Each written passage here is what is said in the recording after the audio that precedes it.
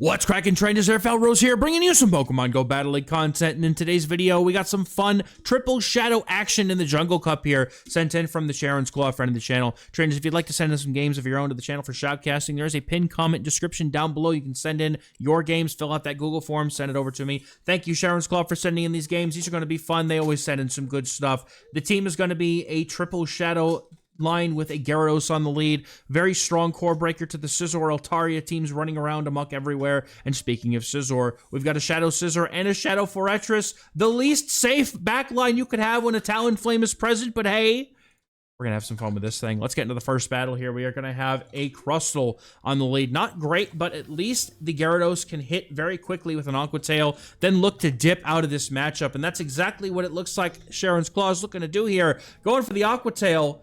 Swap straight into the Scizor and apply these hefty bullet punches.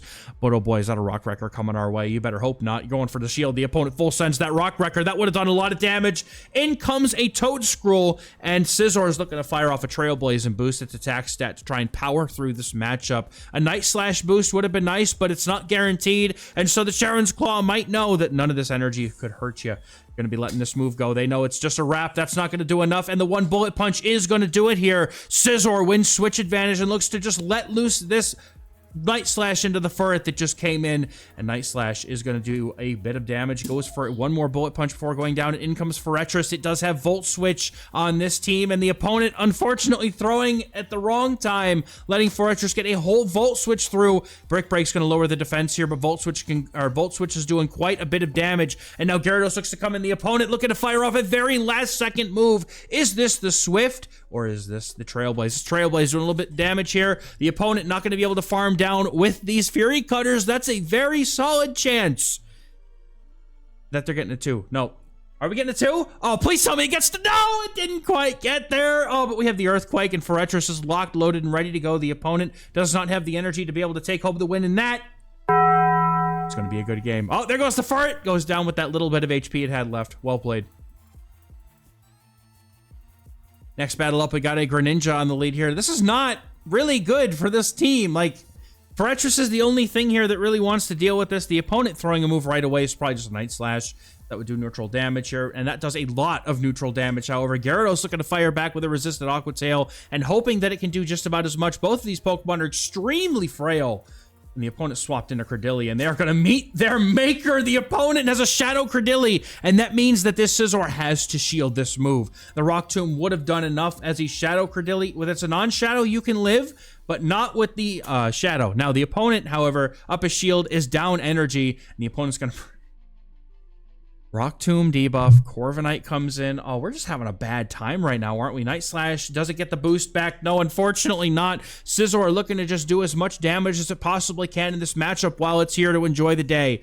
Before going back into its Pokeball, the opponent does not allow them any room here. Going for a move at the very last moment, but it's just an Air Cutter. Wait a minute, we have a chance now. Getting some energy, going into the Gyarados. Ooh, I don't know if you should have gone for the Aqua Tail there or not. I don't know if it was enough, but Corviknight's going to be able to fire off a move, and now it's all up to Forretress in the back. The opponent going for the, or they get the attack boost off that, going for another charge move here. Forretress going to have to take it. Is it the payback? I hope not. Air Cutter is not going to do it. The opponent comes back in with the Greninja, but now at this point, Forretress need but only shield and farm down here. The opponent is not going to be able to fire off a move. They don't have the energy. They're up 2 shields, but is it going to matter? The opponent comes back in with the Corviknight. It immediately gets farmed down. Those shields don't mean anything in this game. Well played. We're moving to the next one. Zweilous, a positive lead here for the Gyarados. This whole team going to do okay here, dealing, having the Steel typing in the back. Gyarados having that Dragon offensive pressure in the lead. However, all of Gyarados' energy is completely walled here. The opponent going to go for a Body Slam and then look to almost get this farm done, but Gyarados going to cut him off at the pass, trying to go for an Aqua Tail here to get a decent amount of damage, maybe even a shield. The opponent, you're going to have to withstand these bullet punches, though, as Scizor swaps in, doing massive... Bullet punch on Scizor is so broken, y'all. Oh my goodness. The opponent gonna go, oh no, I don't! Traitor! Traitor.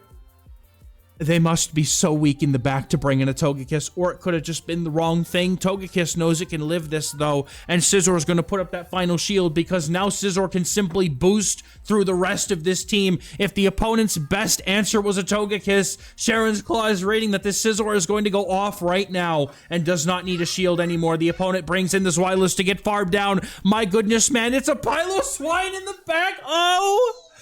Trainer, how weak to Scizor could you be? Oh, unfortunately, as weak as we could possibly get. Scizor looking to go for a catch, but unfortunately, no. And I still don't have. I need a drop for the missed catch button as well. My goodness. Icicle Spear, not going to do very much here. These Volt Switches also barely doing anything. However, the opponent has to go for a Stone Edge to have a chance at even knocking out. And so, are they going to go for it? The Stone Edge, that is enough damage, but in comes the Scizor. The opponent's energy was depleted, and that means we can go for the Night Slash very quickly to take the knockout. Piloswine goes down, and Scizor just reminds us all why it's so good. Speaking of Scizor, we see it in the lead in the next games. Gyarados is very happy to see this. Without any sort of attack modifiers, this matchup is incredibly good for the Gyarados. One Aqua Tail puts this Scizor down into a range where it's having a bad time. Forretress is going to come in with those Volt Switches, doing quite a lot of damage and going to be able to peel away at the HP bar of the opponent's Scizor. They go for the double resisted Trailblaze. The opponent staying in, trying to do something. I don't know why they didn't throw the Night Slash. Perhaps they just wanted the guaranteed boost. However, this Night Slash is going to be shielded, as it would probably do close to enough. The opponent gets another attack boost off the Night Slash, but unfortunately for them, down goes their Scizor. And now Forretress, having a lot of energy here, is very happy to see this Furret, as it can just go for a couple of Rock Tombs. And honestly, that's going to put this poor little Furret in a very bad spot, because Scizor, even if it had energy, would not mind shielding no shielding everything there. And the opponent has the Altaria in the back. This game looks like it's probably a lock. Scizor now going for the double resisted Trailblaze and getting that guaranteed boost. Only cares at this point about going for these fast moves. Does have to shield up a move, though. Altaria is going for the oh my goodness, they go for the Sky Tech. Wait, never mind. Why am I worried about Scizor? We have a shield and a Gyarados in the back with plenty of HP. Sharon's Claw seeing the win condition here, as I completely forgot how healthy. For some reason, I thought the Gyarados had like no HP, but no. Sharon's Claw is coming in with that Gyarados with a shield for the farm down. That's a good game. Well played. Nice lead in this one. Love to see the Talonflame here away from the Bug Steals. Away from the Bug Steals. The opponent going to drop on a Jump Bluff. Haven't seen one of these in a minute, but Forretress comes in to greet it. And unfortunately for this opponent, that Forretress is a good answer to this Jump Bluff.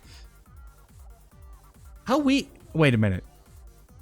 ABA Flying. That feels like a very bad idea in this meta, but I guess if it's Talonflame, it's not a big one.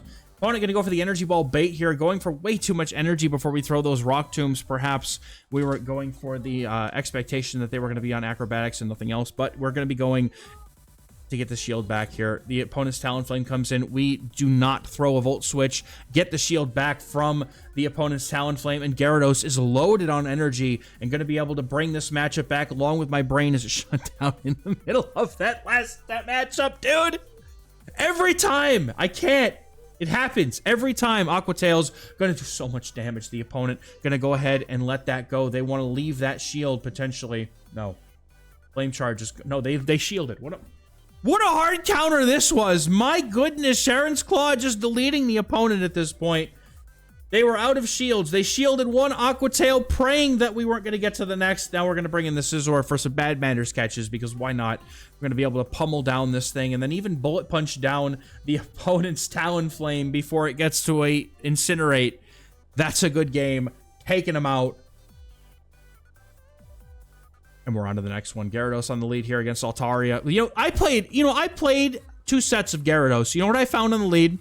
No shortage of some form of fairy, a Unova Stunfisk, or a Forretress or something. I found every literal thing that beats Gyarados. I wish I had this kind of success. I think I saw like one Altaria the entire time I ran it. But nonetheless, Sharon's Claw having an absolute heyday with this team. The opponent going to bring in a... Huh? I'm sorry, they brought in a what? Is that a Figgy? It's Vigachad. He's here and he's back. The opponent getting their attack drop, looking to go for this counter farm down, but they're not going to get it, and they're forced to throw energy. This body slam is going to do enough damage to be able to knock out the Forretress, even with a debuff. But now the Scizor can come in and look to apply these bullet punches, but with 1 HP. 1 HP, he hangs on. Scizor going to no-shield the Rock Slide after that debuff and hope that it's not going to do very much, leaving everything in the hands of Gyarados. Let's see what the opponent's got in the back. They have an Ariados, and this is going to make a very interesting endgame as the opponent brings in one of the most unlikely things that they could have possibly had. And Scizor's just getting an attack boost. We're no shielding here. They're going to throw the lunge. We're going to shield that up. Lunge is going to lower the attack by 1 stage, but we've already got a Night Slash boost. The opponent's going to have to shield if they want to keep this Ariados around. And the opponent does decide that the shield goes to the Ariados. Are they going to be able to take out the Scizor? Yes, they are. The Sharon's Claw looking to no shield the Scizor here and leave it all up to Gyarados. The opponent being as low as they can. This is just free energy for the Gyarados. Gets to another crunch, has a shield, and the Altaria has absolutely nowhere to run. Is it's going to get... No, it's going to get farmed down. We're going for the Aqua Tail. We need it. Aqua Tail going to be drenching that poor little cloudy bird. We're going to move to the next game. Well played. Quenching the thirst of the cloudy bird. And we get another opportunity to give it a drink. Gyarados, the water boy, in the lead in the next match. Seeing this Altaria having a great time. Opponent in shambles. They probably have that Scizor in the back that we've been talking about. In comes Forretress, just like last time. The opponent does have the Scizor. However, now they get it aligned to the Volt Switch Forretress, which Scizor has a good matchup against Forretress when the Forretress has Bug Bite. But when we have Volt Switch, this is an easier matchup for Forretress because those Volt Switches just hit so much harder. Volt Switch going, Forretress, look, Forretress. I'm trying to remember how to pronounce it properly.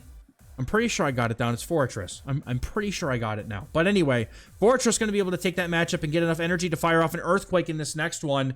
And now we're going to have to shield up a potential Rock Slide. This screams Bone Club bait. Sharon's Claw going to go ahead and shield up the Rock Slide. I thought it was going to be a bait because that would just be my luck. But now in comes Scizor looking to no shield this move. Does the opponent have it left in them? Is this it? Do they have a Pokemon in the back? No, they don't, because it's just the Altaria and the Marowak. There's nothing left for this opponent. They're going to be just going straight down to the Gyarados with a shield. It can farm down the Marowak and take this game. The opponent unprepared for the onslaught that is the Shadow Danger Noodle.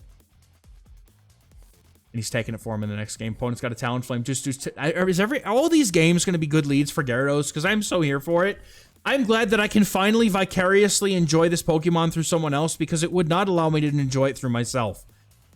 Gyarados going to be firing off the Aqua Tail. That's getting an early shield from the Talonflame, and they still don't have a move until just now for that third Incinerate wraps up. And now Gyarados is already almost over halfway to another move. The opponent going to go for that immediate Brave Bird and swap out. They have a Corviknight in the back, which Forretress is very happy to see. Gyarados had an opportunity as well if it wanted to get some energy in that matchup, as the opponent running Sand Attack means that Gyarados basically double resists because of the flying typing, doing almost no damage. So either way, though, this energy is going to go crazy because of these Volt Switches. Now the opponent going to be leaving themselves in a farm down range for this Volt Switch Forretress, which is going to be able to do in just a couple Volt Switches. The opponent not able to make it to another charge move. Even shields across the board, immediately Rock Tombing the Talonflame to be able to take it out here. The opponent needs another Incinerate to get to their charge move, and now unfortunately, because of that Rock Tomb debuff, they get the Incinerate they need, but because the opponent was running Brave Bird and they threw it, they need the extra Incinerate, that third Incinerate to get to a move. They're going to immediately be taken out here. The opponent has a Clodsire in the back, and unfortunately, they're in absolute shambles because this Gyarados is once again core breaking this team and turning it into a plaything. Gyarados looking to go for another Aqua Tail and a catch on the Scizor. Wow, dude.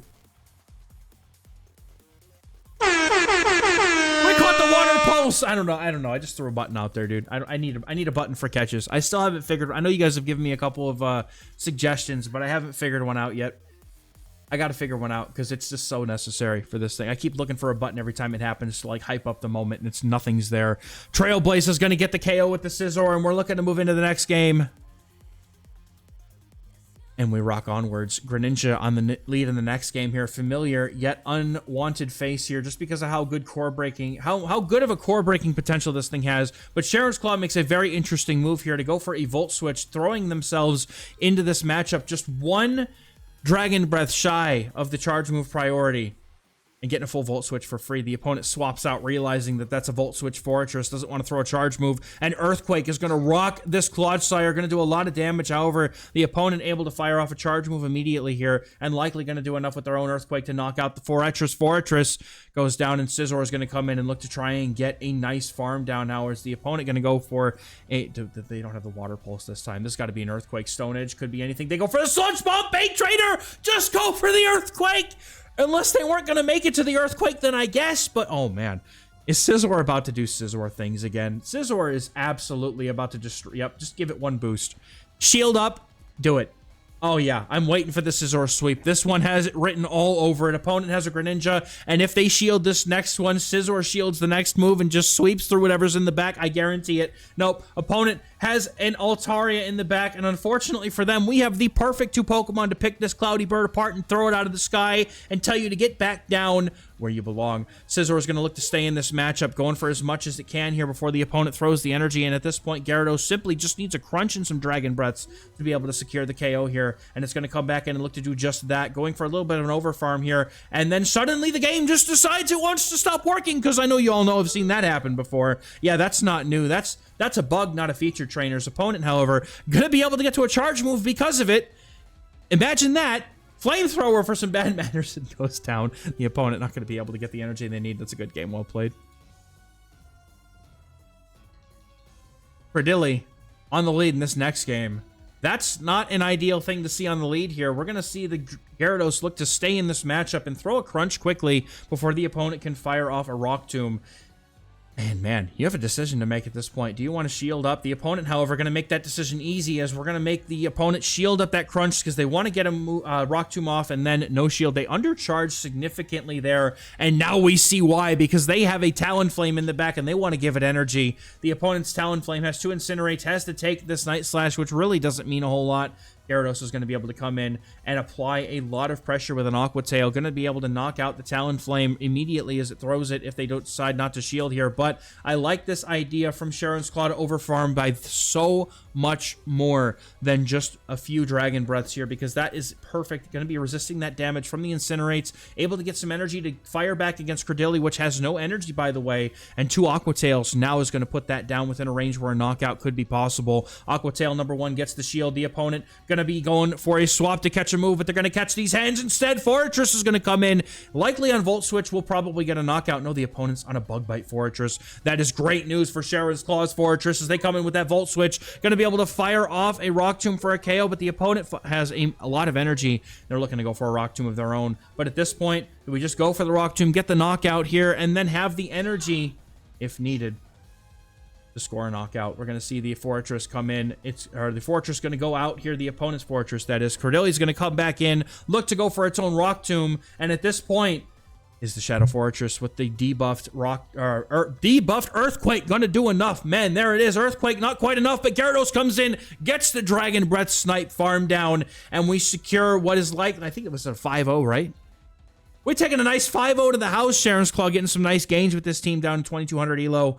Very nicely done. This team looks really strong. Could break a lot of popular Jungle Cup teams. Of course, like I said, when I tried Gyarados, was a completely different story, but that's just my luck. I equate it completely to that.